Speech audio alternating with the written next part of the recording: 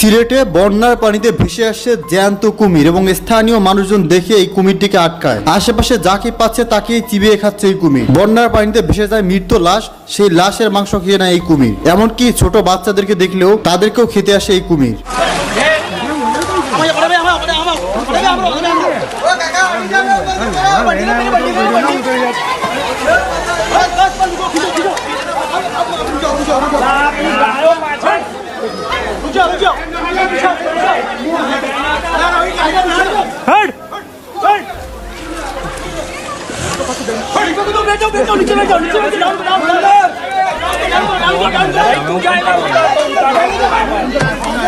শুধু একটি কিংবা দুটি নয়, বিভিন্ন স্থানে ঘুরে বেড়াতে দেখা যাচ্ছে কুমিরকে। এই কুমিরগুলো মূলত নদীর গভীরে থাকতো। বন্যার পানিতে পানির উচ্চতা বেড়ে যাওয়ার কারণে এই কুমিরগুলো লোকালয়ে চলে এসেছে।